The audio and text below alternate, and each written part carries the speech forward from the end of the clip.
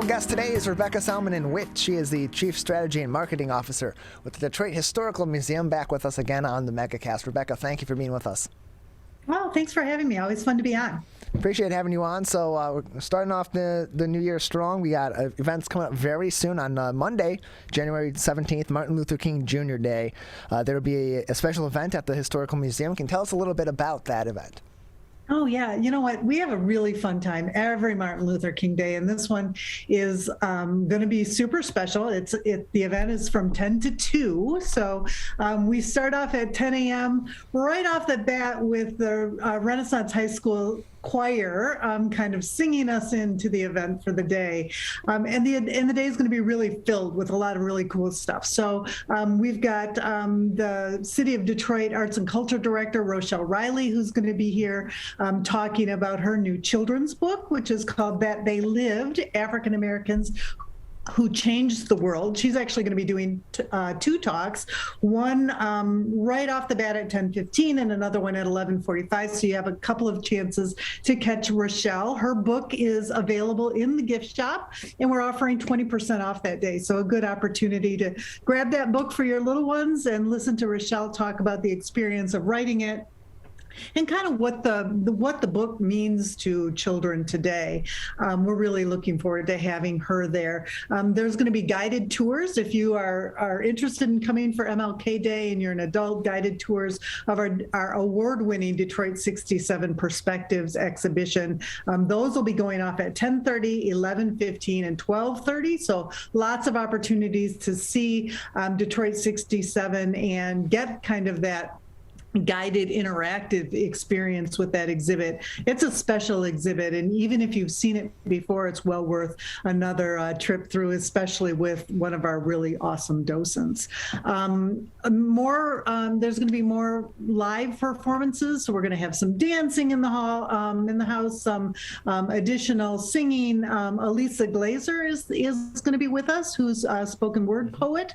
She'll be performing that day, and we kind of end the day perfectly for Dr. King's birthday with cupcakes and singing of the birthday song right at between 1:30 and 2. The day wraps up at 2 p.m. So a lot of fun on the 17th for Martin Luther King Day. Yeah, a lot of fun on that event, and a lot of fun every day with other events and happenings at the Detroit Historical Museum. You can learn more information by visiting DetroitHistorical.org. And so, Rebecca, given the situation we're in with COVID-19, with rising cases here in Michigan and across the U.S. Due to the Omicron variant, have there been any changes in the way that the Historical Museum operates, particularly for events like this Martin Luther King Jr. Day event, or even just walk-in visitation? For sure. Well, masks are required. So if you're visiting the museum anytime, including at any of the events, we ask you to wear a mask. And for events particularly like these, we really work hard to limit the numbers of people who are allowed to come to the event. So, it's a 72,000 square foot museum. It's very possible to socially distance there. And we help the situation out by limiting the number of participants at our event. I think for the Martin Luther King Day event, there are 100 advance tickets available, and there'll be a few tickets available day of at the door as well. But we'll be well under 200 participants in our 72,000 square foot museum on that day. So, those are the things that we do on a regular basis.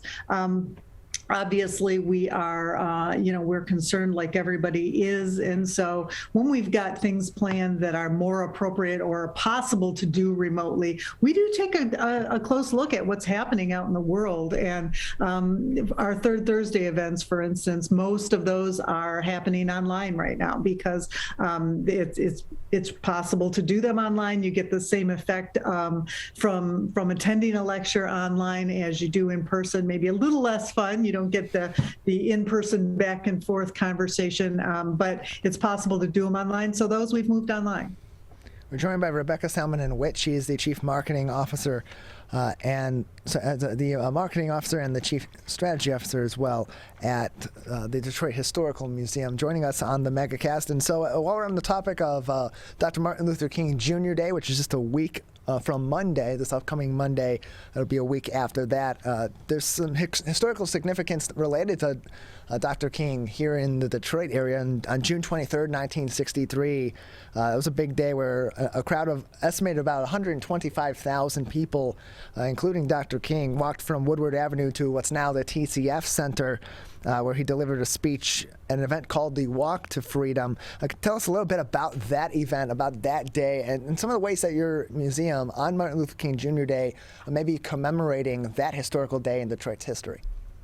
Well, I think probably the walk that people remember the most actually happened in 1968, and that was the first time Dr. King delivered his "I Have a Dream" speech, was right here in Detroit. And so we do, celebrate that history on Martin Luther King Day, but all the time. And so that's one of the reasons we're giving those tours of the Detroit 67 Perspectives exhibit during that time frame as well, because on Martin Luther King Day, it's really important to remember the 60s and remember kind of Detroit's role in what happened during that time frame, and kind of help us frame where we are today and think about where we want to be in another 50 years. That's what Detroit 67 was all about for the Detroit Historical Society and for Detroit in general. And so we're keeping that work alive by making the Detroit 67 exhibit permanent. It's a permanent part of our museum now.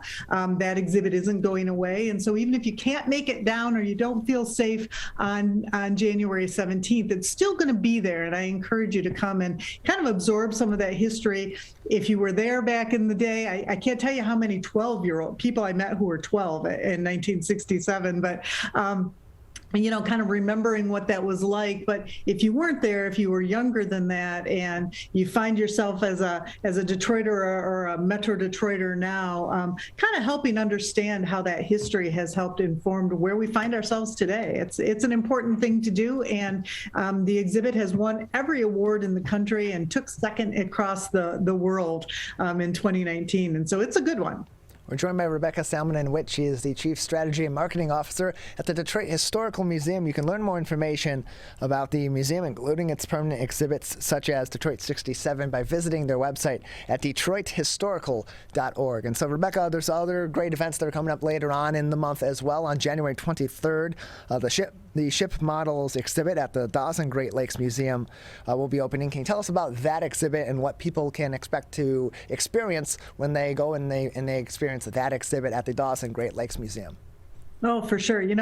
I always like to tell folks, winter is a lovely time to visit Belle Isle. I know we're all used to going in the summer for our picnics, but it's really beautiful in the winter. And there's no better place to experience Belle Isle in the wintertime than the Dawson Great Lakes Museum. We are open all winter. And this winter, we're really excited because we are staging a new exhibition throughout the museum. It's called Maritime Miniatures, the Art of the Ship Model. The Detroit Historical Society has one of the biggest and most sort of world-renowned collections of model Great Lakes ships in existence. Now, you can always see one or two of those on display at the museum, but it's been over 20 years since we've really staged a full-scale exhibition of these models. So we're going to bring 150 of these models out. We've got about 200 of them in the collection. Some of them, honestly, are too delicate to move. They are in need of repair and conservation. They have to be, as you can imagine, with how delicate these ship models are, they have to be very carefully stored and moved and displayed, which requires some additional kind of care. And the vitrines, the glass boxes that we store these in, those have to be special and the right size and that kind of thing. So we're bringing 150 of them out. We're filling the museum with them. And there are some really special ones. The oldest model we have was built in 1858. 1854. So think about a guy making a model. The ship that he made a model actually stopped sailing in 19 or 18. I think just before that. It was called the Mayflower, but it's not the Mayflower that you're thinking of. This is the Mayflower, which is a passenger steamship. It was operated by Michigan Central Railroad, and it went between Detroit and Buffalo. So this guy made this very intricate model in 1854. He displayed it at the Michigan State Fair and actually won a medal for it. So that medal you'll be able to see from the 1854 State Fair is mounted on the front deck of this model, and that's going to be in the museum for you to see. We've got another model, the Le Griffon, which is a model of the very first sailing ship ever to be built and launched in North America. So this thing was built and launched in 1679. It was launched in, the Niagara River. It sailed on its maiden voyage and disappeared, never returned to port after its maiden voyage. So this model is one that really helps historians understand how French-made sailing vessels of the time looked and operated, and kind of the scale of those models.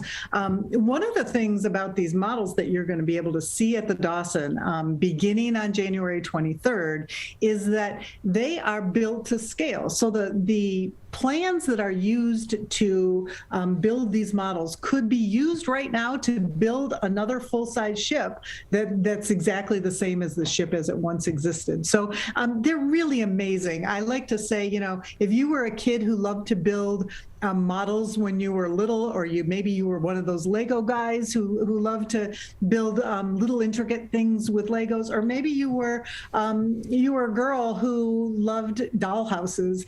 These models really appeal to all of those things. Also, if you're a hardcore maritime historian, you're going to be able to see in all of the detail what the ships of yesteryear that no longer exist actually looked like. So it's going to be really exciting. We're very excited to have all of these models on display. As I mentioned, we've got 150 of them. We don't have all 200 of them because some of them require conservation. And because of that, we're actually charging a $5 admission fee to the museum during the run of this exhibit, and all of those funds are going to go directly to conserving the rest of those models. So the next time we stage an exhibit like that, we can pull all 200 of them out. So we're really excited about the opportunity. We're joined by Rebecca Salminen Witt. She is the Chief Strategy and Marketing Officer at the Detroit Historical Museum. You can learn more information by visiting DetroitHistorical.org. And so, Rebecca, given the circumstances of the pandemic, are your regular listed hours the same? Have they changed? What are they at this time? Our regular hours that you can find on our website, DetroitHistorical.org, have remained the same. So at the Dawson Great Lakes Museum, we are open Friday through Sunday, 10 to 5. At the Detroit Historical Museum, which is on Woodward Avenue, and that's where our MLK celebration is going to be, we're open Thursday through Sunday, so an extra day at the main museum. 10 to 5 Thursday, Friday, and Saturday, and 1 to 5 on Sunday at that museum. I do recommend that everybody check the website before they come on down for a visit. We're not requiring advance tickets right now, but check the website just to make sure that there's not a surprise closure because maybe we're down staff, or who knows what can happen, kind of top down from the government. So we always post that on all of our social media sites. You can find us on Facebook or Instagram and Twitter, but the website is really the best place to look, just to make sure that if you're planning to come down, that we are open and our hours remain the same. Well, Rebecca, we appreciate your time. Thank you for joining us, telling us about some of these events coming up in the next few weeks here in January, and all the permanent events and other interesting things at the Historical Museum. Thanks for having me. It's always great to be here, and I appreciate the opportunity to tell you about all the fun things we're doing.